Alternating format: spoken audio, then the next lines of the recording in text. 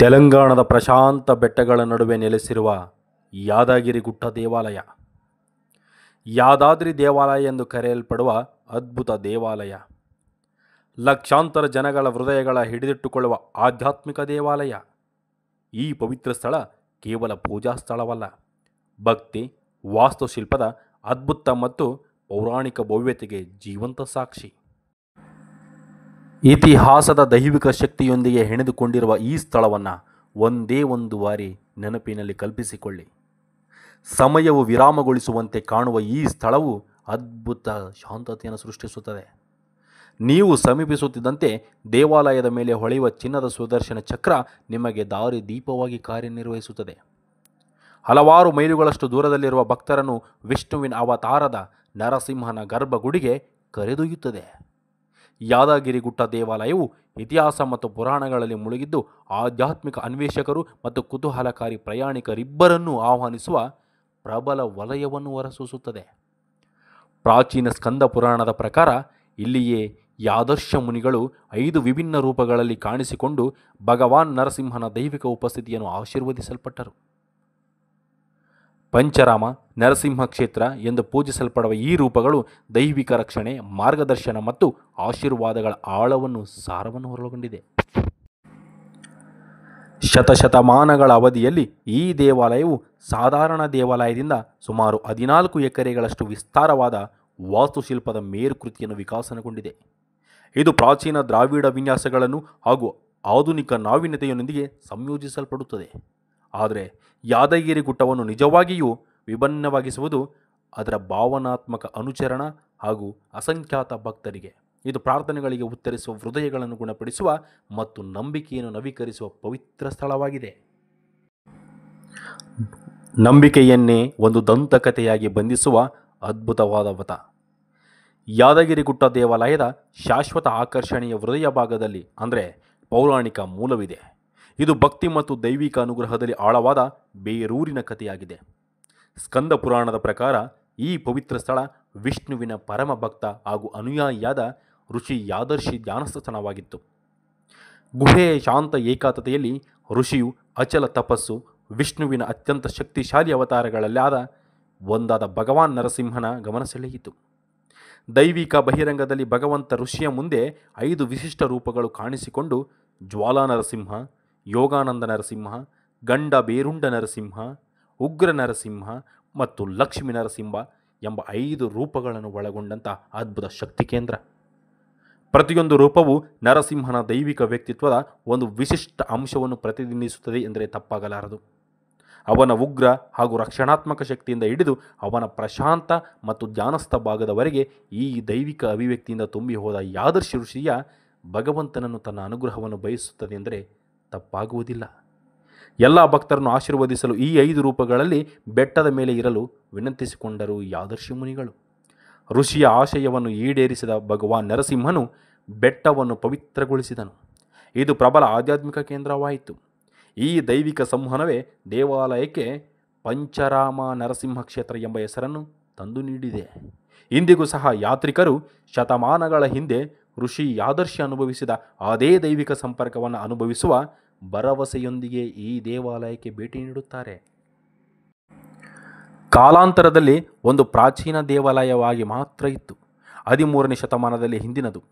ಇದು ಕೇವಲ ಆಧ್ಯಾತ್ಮಿಕ ಹೆಗ್ಗುರುತಾಗಿ ಮಾತ್ರವಲ್ಲದೆ ಐತಿಹಾಸಿಕ ನಿಧಿಯಾಗಿಯೂ ಇದೆ. ಮೂಲತಃ ಕೇವಲ 2500 ಚದರ ಗಜಗಳನ್ನು ಆಕ್ರಮಿಸಿಕೊಂಡಿರುವ ಸಾಧಾರಣ ರಚನೆಯಾದ ಈ ದೇವಾಲಯ ಶತಮಾನಗಳಿಂದ ಗಮನಾರ್ಹ ರೂಪಾಂತರಕ್ಕೆ ಒಳಗಾದಂತಹ ಆರಂಭಿಕ ದಿನಗಳಲ್ಲಿ ಈ ದೇವಾಲಯವು ಬೆಟ್ಟದ ಮೇಲೆ ನೆಲೆಸಿದ ಒಂದು ಸಾಧಾರಣ ದೇವಾಲಯವಾಗಿತ್ತು. ಸಾಂತ್ವನ ಮತ್ತು ದೈವಿಕ ಆಶೀರ್ವಾದಗಳನ್ನು ಬಯಸುವ ಭಕ್ತರಿಗೆ ಶಾಂತವಾದ ಏಕಾಂತ ಸ್ಥಳವಾಗಿತ್ತು. ಪರಿಪೂರ್ಣ ಕಾಲಾನಂತರದಲ್ಲಿ ಅದರ ಆಧ್ಯಾತ್ಮಿಕ ಮಹತ್ವದ ಕಥೆಗಳನ್ನು ಹರಡುತ್ತಿದ್ದಂತೆ ದೇವಾಲಯವು ಹೆಚ್ಚುತ್ತಿರುವ ಸಂಖ್ಯೆಯ ಯಾತ್ರಿಕರನ್ನು ಆಕರ್ಷಿಸಲು ಪ್ರಾರಂಭಿಸಿದ್ದು ನಿಜ. ಈ ಒಳಹರಿವನ್ನು ಸರಿಹೊಂದಿಸಲು ಸತತ ಆಡಳಿತಗಾರರು ಮತ್ತು ಲೋಕೋಪಕಾರಿಗಳ ದೇವಾಲಯವು ವಿಸ್ತರಿಸಲ್ಪಟ್ಟಿತು ಮತ್ತು ಇದನ್ನು ಅಲಂಕರಿಸಲು ಕೂಡ ಪಟ್ಟಿತು. ಇದು ಇಂದು 14 ಎಕರೆಗಳು ಹೆಚ್ಚು ವಿಸ್ತೀರ್ಣವನ್ನು ಹೊಂದಿರುವ ವಿಸ್ತಾರವಾದ ಸಂಕೀರ್ಣ ಪರಿವರ್ತನೆಯಾಗಿದೆ. ದೇವಾಲಯದ ರೂಪಾಂತರವು ಮಾನವನ ಭಕ್ತಿ ಮತ್ತು ದೃಢ ಸಂಕಲ್ಪಕ್ಕೆ ಸಾಕ್ಷಿಯಾಗಿದ್ದು ಮಾತ್ರ ಕಟ್ಟ ಕಡೆಯ ಸತ್ಯ. ಪ್ರತಿಯೊಂದು ವಿಸ್ತರಣೆ, ನವೀಕರಣ ಮತ್ತು ವಾಸ್ತುಶಿಲ್ಪದ ಸೇರ್ಪಡೆಯು ಈ ಪವಿತ್ರ ಸ್ಥಳವನ್ನು ಸಂರಕ್ಷಿಸಲು ಮತ್ತು ಹೆಚ್ಚಿಸಲು ತಮ್ಮ ಸಂಪನ್ಮೂಲಗಳನ್ನು, ಶಕ್ತಿಯನ್ನು ದಾರಿ ಎರೆದೆ ಅಸಂಖ್ಯಾತ ವ್ಯಕ್ತಿಗಳ ಸಮರ್ಪಣೆಯನ್ನು ಹೇಳುತ್ತದೆ. ಕಾಲ ಕಳೆದರೂ ದೇವಾಲಯವು ತನ್ನ ಆಧ್ಯಾತ್ಮಿಕ ಸಾರವನ್ನು ಉಳಿಸಿಕೊಂಡಿದ್ದೆಂಬುದು ಮಾತ್ರ ಸತ್ಯ. ಲಕ್ಷಾಂತರ ಜನರಿಗೆ ನಂಬಿಕೆ ಮತ್ತು ಭರವಸೆಯ ದಾರಿದೀಪವಾಗಿ ನೆಲೆ ನಿಂತ ದೇವಸ್ಥಾನವಿದು. ದೇವಾಲಯದ ಆವರಣದಲ್ಲಿ ನಡೆಯುವುದು ಜೀವಂತ ಇತಿಹಾಸ ಪುಸ್ತಕಕ್ಕೆ ಕಾಲಿಟ್ಟಂತೆ. ಅಲ್ಲಿ ಪ್ರತಿಯೊಂದು ಮೂಲೆಯೂ ಭಕ್ತಿ, ಪರಿಶ್ರಮ ಮತ್ತು ದೈವಿಕ ಅನುಗ್ರಹದ ಕಥೆಯನ್ನು ಹೇಳಲ್ಪಡುತ್ತದೆ. ಸಣ್ಣ ಬೆಟ್ಟದ ತುದಿಯಲ್ಲಿರುವ ದೇವಾಲಯದಿಂದ ಭವ್ಯವಾದ ಆಧ್ಯಾತ್ಮಿಕ ಸಂಕೀರ್ಣಕ್ಕೆ ದೇವಾಲಯದ ಪ್ರಯಾಣ ಅದರ ಭಕ್ತರ ನಿರಂತರ ನಂಬಿಕೆಯನ್ನು ಪ್ರತಿಬಿಂಬಿಸುತ್ತದೆ ಎಂದರೂ ತಪ್ಪಾಗಲಾರದು. ಇದು ಕಾಲಾತೀತ ಆಧ್ಯಾತ್ಮಿಕ ಸ್ಥಿತಿಸ್ಥಾಪಕತ್ವದ ಸಂಕೇತ. ಇನ್ನು ದೇವಸ್ಥಾನದ ವಾಸ್ತುಶಿಲ್ಪ ಹಾಗೂ ಪರಂಪರೆ ಬಗ್ಗೆ ಮಾತನಾಡುವ ಹಾಗೇ ಇಲ್ಲ. ಯಾದಗಿರಿಗುಟ್ಟ ದೇವಾಲಯವು ಪ್ರಾಚೀನ ಕರಕುಶಲತೆಯನ್ನು ಆಧುನಿಕ ನಾವೀನ್ಯತೆಯೊಂದಿಗೆ ಸುಂದರವಾಗಿ ವಿಲೀನಗೊಳಿಸಲಾಗಿದೆ. ದೇವಾಲಯವು ವಿನ್ಯಾಸವು ಸಾಂಪ್ರದಾಯಿಕ ದ್ರಾವಿಡ ಶೈಲಿಯನ್ನು ಪ್ರತಿಬಿಂಬಿಸುತ್ತದೆ. ಇದು ಸಂಕೀರ್ಣವಾದ ಕೆತ್ತನೆಗಳು, ಎತ್ತರದ ಗೋಪುರಗಳು ಮತ್ತು ಅಲಂಕೃತ ಶಿಲ್ಪಗಳಿಂದ ನಿರೂಪಿಸಲ್ಪಟ್ಟಿದೆ. ಜೊತೆಗೆ ಅದರ ಭವ್ಯತೆ ಮತ್ತು ಕ್ರಿಯಾತ್ಮಕತೆಯನ್ನು ಹೆಚ್ಚಿಸಲು ಸಮಕಾಲೀನ ಅಂಶಗಳನ್ನು ಒಳಗೊಂಡಿದೆ. ದೇವಾಲಯವು ಅತ್ಯಂತ ಗಮನಾರ್ಹ ಲಕ್ಷಣವೆಂದರೆ ಅದರ ಗರ್ಭಗುಡಿ ಅಥವಾ ಗರ್ಭಗೃಹ. ಇದು 5 ರೂಪಗಳಲ್ಲಿರುವ ನರಸಿಂಹ ದೇವರ ವಿಗ್ರಹಗಳನ್ನು ಹೊಂದಿದೆ. ಈ ಗರ್ಭಗುಡಿಯು ಹಿಂದೂ ಪುರಾಣದ ದೃಶ್ಯಗಳನ್ನು ಚಿತ್ರಿಸುವ ಸೊಗಸಾದ ಕೆತ್ತನೆಗಳಿಂದ ಅಲಂಕರಿಸಲ್ಪಟ್ಟಿದೆ. ಈ ಕಥೆಗಳನ್ನು ಜೀವಂತಗೊಳಿಸಲು ದಣಿವರಿಯಿಲ್ಲದೆ ಶ್ರಮಿಸಿದ ಕುಶಲ ಕರ್ಮಿಗಳ ಕೌಶಲ್ಯ ಮತ್ತು ಸೃಜನಶೀಲತೆಯನ್ನು ಖಂಡಿತ ಪ್ರದರ್ಶಿಸುತ್ತದೆ. ದೇವಾಲಯದ ಹೊರಗೋಡೆಗಳು ಮತ್ತು ಕಂಬಗಳು ಅಷ್ಟೇ ಪ್ರಭಾವಶಾಲಿಯಾಗಿದ್ದು, ಆಕಾಶ ಜೀವಿಗಳ ವಿವರವಾದ ಕೆತ್ತನೆಗಳನ್ನು, ಹೂವಿನ ಲಕ್ಷಣಗಳನ್ನು ಮತ್ತು ಜಾಮಿತಿಯ ಮಾದರಿಗಳನ್ನು ಅದರ ಸೌಂದರ್ಯದ ಆಕರ್ಷಣೆಯನ್ನು ಹೆಚ್ಚಿಸುತ್ತದೆ. ಇತ್ತೀಚಿನ ವರ್ಷಗಳಲ್ಲಿ ಜಾಗತಿಕ ಯಾತ್ರಾ ತಾಣವಾಗಿ ತನ್ನ ಸ್ಥಾನವನ್ನು ಹೆಚ್ಚಿಸುವ ಸರ್ಕಾರದ ಉಪಕ್ರಮದ ಭಾಗವಾಗಿ ದೇವಾಲಯವು ಪ್ರಮುಖ ನವೀಕರಣಕ್ಕೆ ಒಳಗಾಯಿತು. ದೇವಾಲಯದ ಸಾಂಪ್ರದಾಯಿಕ ಮೋಡಿಗೆ ಧಕ್ಕೆಯಾಗದಂತೆ ವಿಶಾಲವಾದ ಪ್ರವೇಶ ರಸ್ತೆಗಳು, ವಿಶಾಲವಾದ ಕಾಯುವ ಸಭಾಂಗಣಗಳು ಮತ್ತು ಭಕ್ತರಿಗೆ ಆಧುನಿಕ ಸೌಲಭ್ಯಗಳನ್ನು ಸೇರಿದಂತೆ ಅತ್ಯಾಧುನಿಕ ಸೌಲಭ್ಯಗಳನ್ನು ನವೀಕರಣ ಪರಿಚಯಿಸಿತು. ಗರ್ಭಗುಡಿಯ ಮೇಲಿರುವ ಸುದರ್ಶನ ಚಕ್ರ ಸೇರಿದಂತೆ ಚಿನ್ನದ ಲೇಪಿತ ಅಂಶಗಳು ಕೂಡ ಸೇರ್ಪಡೆಯ ದೇವಾಲಯದ ವೈಭವವನ್ನು ಮತ್ತಷ್ಟು ಹೆಚ್ಚಿಸುತ್ತದೆ. ಇದು ದೃಶ್ಯ ಮತ್ತು ಆಧ್ಯಾತ್ಮಿಕ ಆನಂದವನ್ನು ನೀಡಲ್ಪಡುತ್ತದೆ. ಸಾಂಪ್ರದಾಯದ ಮತ್ತು ಆಧುನಿಕತೆ ಹೇಗೆ ಸಾಮರಸ್ಯದಿಂದ ಸಹ ಬಾಳ್ವೆ ನಡೆಸಬಹುದು ಎಂಬುದಕ್ಕೆ ಯಾದಗಿರಿಗುಟ್ಟ ದೇವಾಲಯ ಒಂದು ಉಜ್ವಲ ಉದಾಹರಣೆ. ಇದು ಕೇವಲ ಪೂಜಾ ಸ್ಥಳವಲ್ಲ, ಭಾರತೀಯ ದೇವಾಲಯದ ವಾಸ್ತುಶಿಲ್ಪದ ಶಾಶ್ವತ ಸೌಂದರ್ಯಕ್ಕೆ ಸಾಕ್ಷಿಯಾಗಿದೆ. ಇದು ಸಂದರ್ಶಕರನ್ನು ಅದರ ಭವ್ಯತೆ ಮತ್ತು ಪ್ರಶಾಂತತೆಯಿಂದ ಮಾತ್ರ ಬೆರಗುಗೊಳಿಸುತ್ತದೆ. ಸುದರ್ಶನ ಚಕ್ರವು ಕೇವಲ ಅಲಂಕಾರಿಕ ಅಂಶಕ್ಕಿಂತ ಹೆಚ್ಚಿನದ್ದು.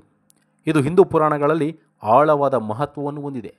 ದೈವಿಕ ಇಚ್ಛೆ ಮತ್ತು ಕಾಲಚಕ್ರವನ್ನು ಪ್ರತಿನಿಧಿಸುವ ಇದು ಅಪಾರ ರಕ್ಷಣಾತ್ಮಕ ಶಕ್ತಿಯನ್ನು ಹೊಂದಿದೆ ಎಂದರೆ ತಪ್ಪಾಗಲಾರದು.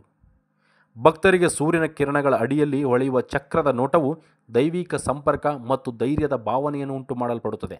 ಭಗವಂತನೇ ಅವರನ್ನು ನೋಡಿಕೊಳ್ಳುತ್ತಿದ್ದಾನೆ ಎಂಬಂತೆ ದೇವಾಲಯದ ಗರ್ಭಗುಡಿಯ ಮೇಲೆ ಈ ಚಕ್ರವನ್ನು ಇರಿಸಲಾಗಿದೆ. ಈ ಚಕ್ರವನ್ನು ಇರಿಸಿರುವುದರಿಂದ ಆಧ್ಯಾತ್ಮಿಕ ಮಾರ್ಗದರ್ಶಿಯಾಗಿ ಅದರ ಮಹತ್ವವನ್ನು ಎತ್ತಿ ತೋರಿಸಲಾಗಿದೆ. ಯಾತ್ರಿಕರು ಬೆಟ್ಟವನ್ನು ಹತ್ತುವಾಗ ಅದರ ಕಡೆಗೆ ನೋಡುತ್ತಾರೆ. ಅದರ ಚಿನ್ನದ ಹೊಳಪಿನಲ್ಲಿ ಶಕ್ತಿ ಮತ್ತು ಪ್ರೇರಣೆಯನ್ನು ಕಂಡುಕೊಳ್ಳುತ್ತಾರೆ.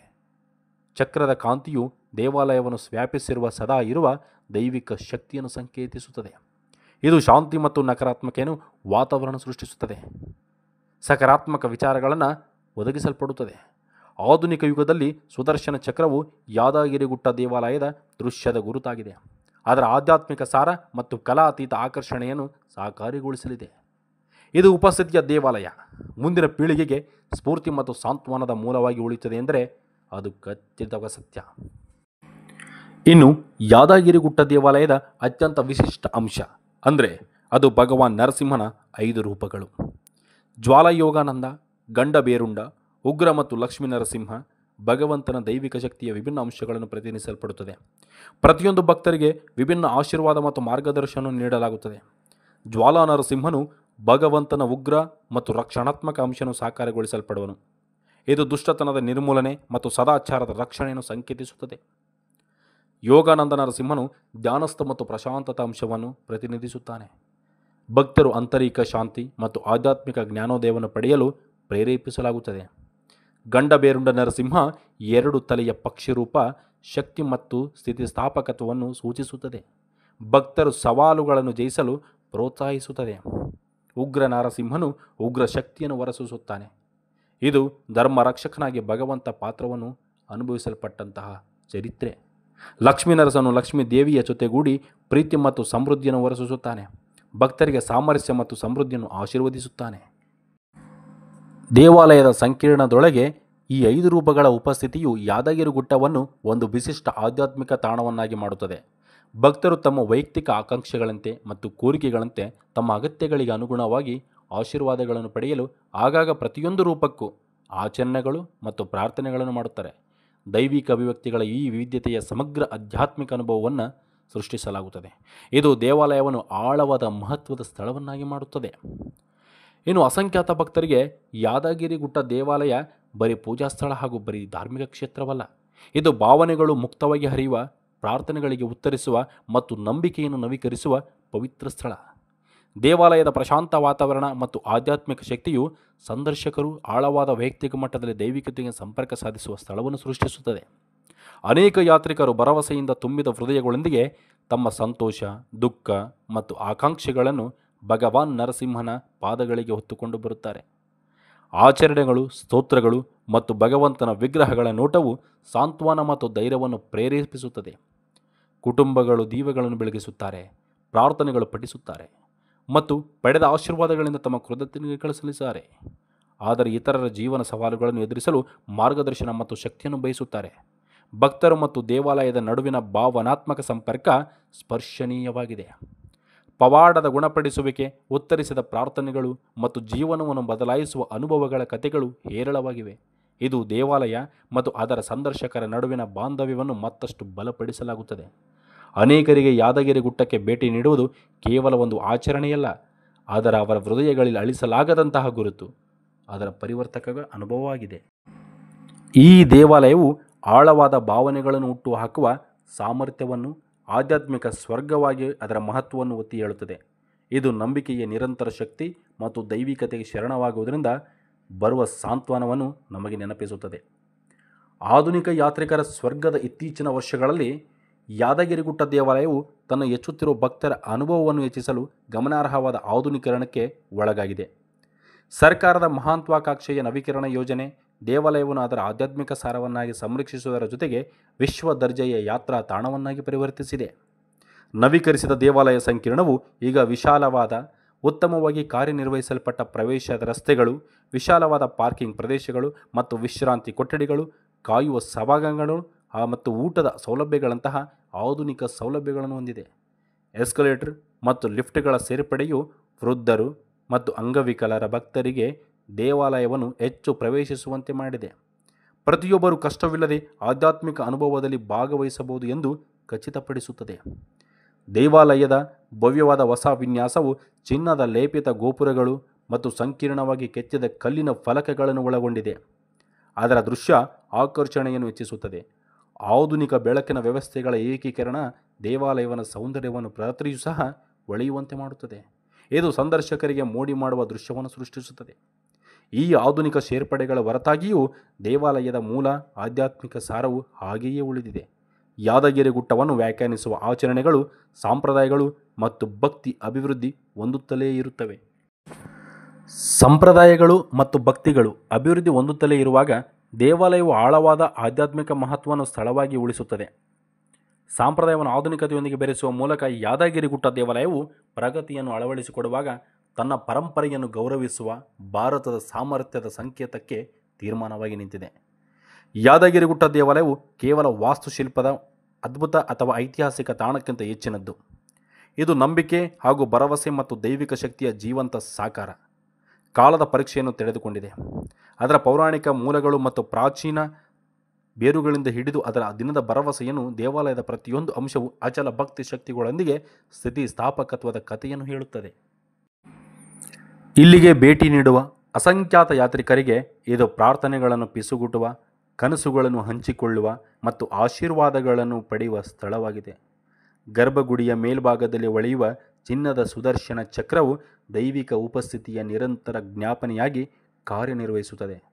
ಆತ್ಮಗಳನ್ನು ಬೆಳಕು ಮತ್ತು ಶಾಂತಿಯ ಕಡೆಗೆ ಕರೆದೊಯ್ಯಲ್ಪಡುತ್ತದೆ. ನೀವು ದೇವಾಲಯದಿಂದ ಹೊರಡುವಾಗ ಶಾಂತಿ ಮತ್ತು ಆಧ್ಯಾತ್ಮಿಕ ತೃಪ್ತಿಯ ಭಾವನೆಯು ನಿಮ್ಮೊಂದಿಗೆ ಬರಲ್ಪಡುತ್ತದೆ, ನಿಮ್ಮನ್ನು ಮತ್ತೆ ಹಿಂದಿರುಗುವಂತೆ ಒತ್ತಾಯಿಸುತ್ತದೆ.